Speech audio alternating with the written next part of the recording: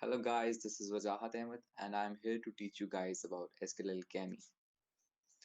Before going to the details, let us see what are the prerequisites. And the first most important thing is this that you should know about Python and you should have a strong concept of OOP in Python. And the last and the most important thing is this that you should have relational database knowledge. For this specific course, I'm going to implement PostgreSQL. So I'm assuming that you guys know a bit about PostgreSQL. So now the question comes over here that what is SQLAlchemy? SQLAlchemy is actually used for efficient and high performance database access. SQLAlchemy is divided into two parts mainly, ORM and Python SQL Toolkit.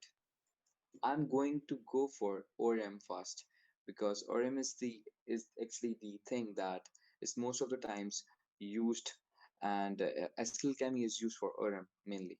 So ORM means object relational mapping.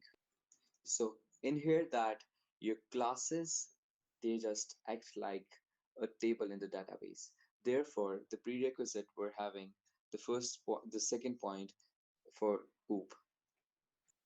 ORM basically acts as a bridge between the database and your language.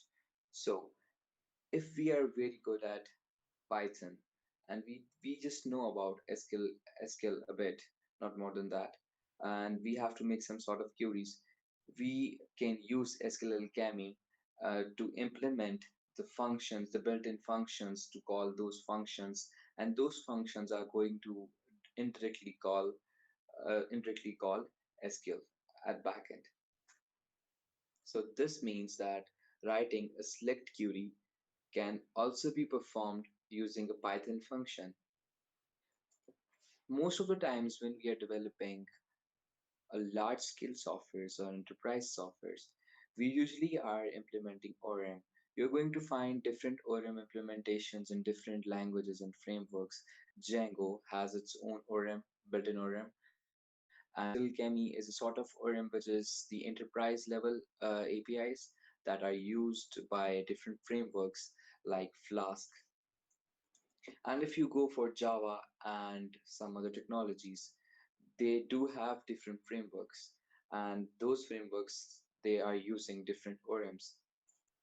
So to make it more short and in a nutshell, the ORM is basically a layer that is written in a programming language, and it does the same thing, the same functionality as SQL does. So if you are good in Python and you want to execute some queries, you can go through SQLAlchemy and you can perform those queries without using SQL statements.